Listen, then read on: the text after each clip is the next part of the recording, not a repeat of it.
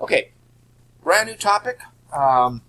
We are going to begin to learn how to name ionic compounds. So let me get rid of this stuff here. So naming, and we're going to start simple. Naming binary ionic compounds. Now, binary just means that there are two different species involved. So something like sodium chloride has a sodium and a chloride. So we just have two different elements combining. A little bit later on, we'll look at something with polyatomic ions. That's not for today, though.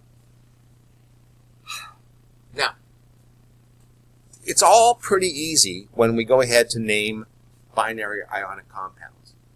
It gets a little bit trickier when we look at the transition metals, but we'll take those when we get to them. First of all, let's look at the main group metals and the non-metals that are going to react to form a compound.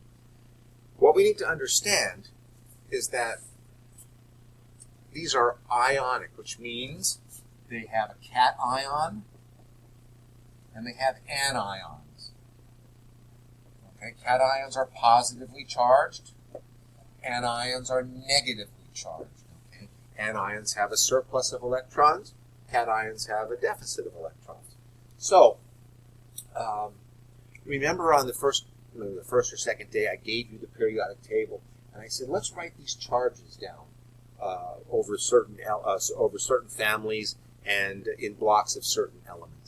Those charges are going to be important to us because in order for us to have an ionic compound, you have to have something with a positive charge combining with something with a negative charge.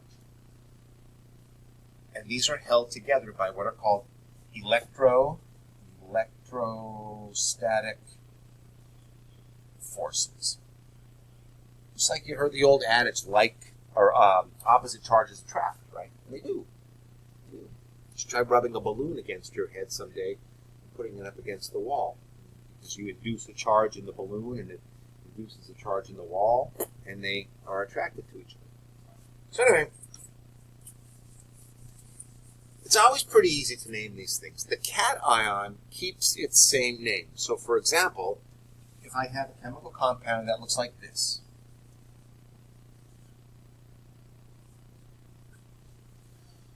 Mg is magnesium. And this is where you might have to learn a few names. And like I said, you're not going to sit down and memorize every element on the periodic table, but the ones that are common we're going to be using quite often. And you'll just learn them through using them. So a couple of things are going on here. First of all, I have magnesium. I called that chloride, not chlorine. Okay? And I have a 2 there as a subscript. Well, what's that all about? Okay. Remember the charges. I said group 1, they all get a +1 charge. Group 2, let me get my camera over here, see if I can do that. Group 2, they get a +2 charge. So, and then I went over and I said, let's look at the other side of the periodic table, and the halogens. That was, fluorine, chlorine, bromine, etc. The halogens, still getting used to my little makeshift camera here, they all get a -1 charge. And let's just stick with the halogens for right now, and then we'll look at other things in a moment. So, if halogens, fluorine, chlorine, bromine, and iodine, will get -1 charges, and magnesium is in group 2, it gets a +2 charge. I have to have 2 of these to cancel that charge. Because an ionic compound, once it forms, can't have a charge. So the positives and negatives have to cancel each other out. So it's just a matter of counting charges and keeping track.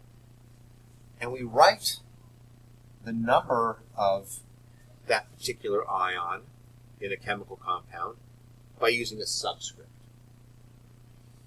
So what this means and this is by no means a representation of how it really looks, it would just be a magnesium with +2 charge hanging out with 2 chlorides, and they're attracted to each other. Now really, these are ionic compounds, so they form rather complex structures, crystal structures, and we'll talk about that later. Right now we're just concerned with naming things.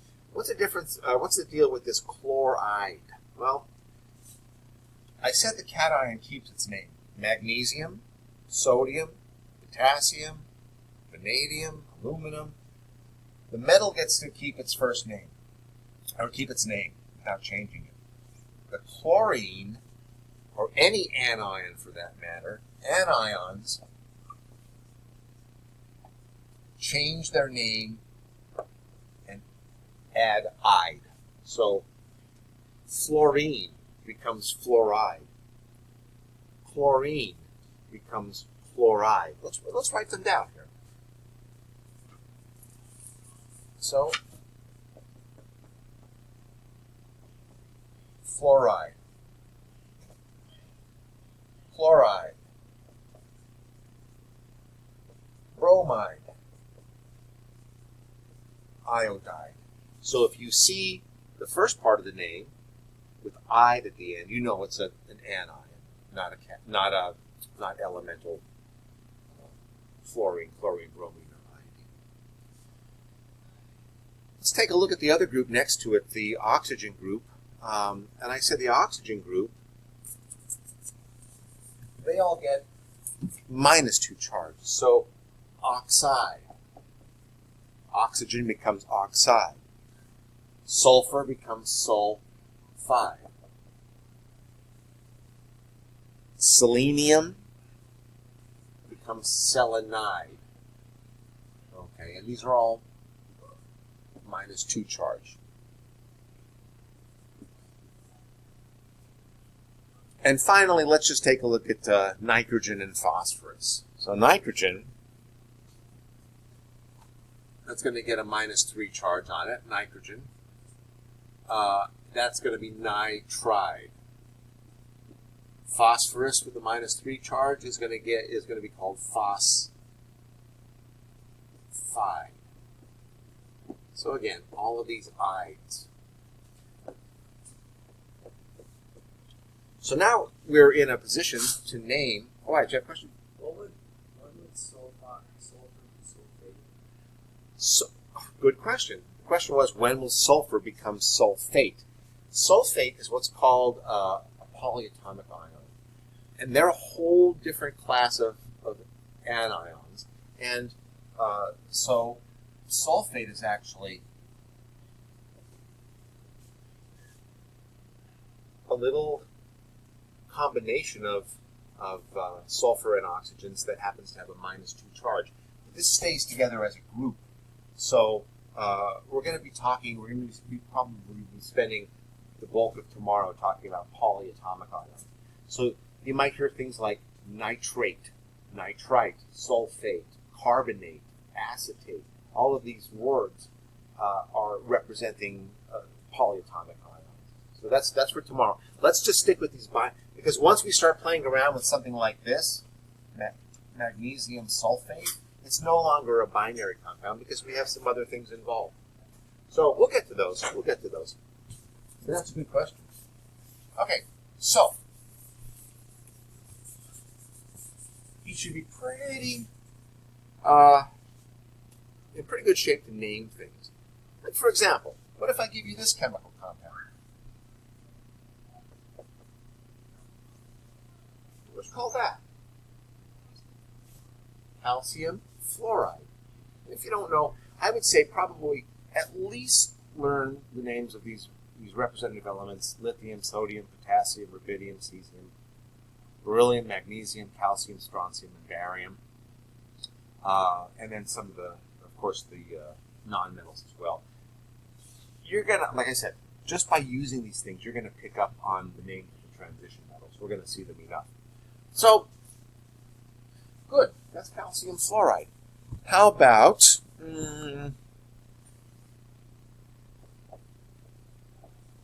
what's that one going to be called? What's K? Potassium. What's potassium oxide? Yeah, good. Now, hey, why do I have a 2 here? Well, let's think about that. Potassium's in group 1, right? So it gets a +1 charge. Okay. Oxide is a -2 charge. Now, what do I have to do? How many +1 charges do I need to cancel -2? I need 2 of them, right? So I am going to write K2. Oh, that means I've got 2 potassiums for every 1 oxide. So the charges have to just cancel each other out. Let's look at one that might be a little different. How about that one? Even though the formula looks a little bit weird with these subscripts. Aluminum sulfide, right? Now, how did I get these subscripts? Let's take a look real quick at that. Aluminum, I said, right on your table, I said, write that it has a +3 charge. Okay. Sulfide has a -2 charge. So what's the least common multiple of 3 and 2? 6, right? So I'm going to need 2 aluminums to give me a +6 and 3 sulfides to give me a -6. That's where these subscripts come from. Another thing people do sometimes is they just say, well, I'm going to put that number down there and that number down there, and I'm going to have Al2S3. So we're going to be practicing with that a little bit more. All right, now let me ask you a name, or let me give you a name and ask you for the formula. Let's say I want to do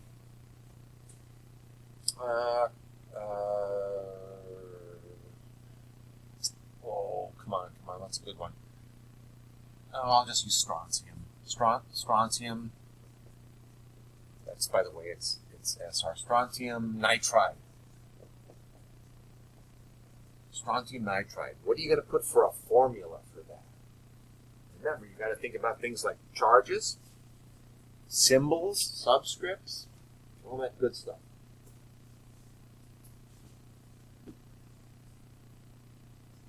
And if you don't know strontium yet, it's SR.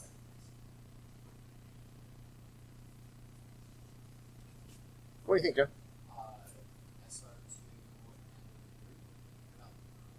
SR3. Yeah. Let's do it this way.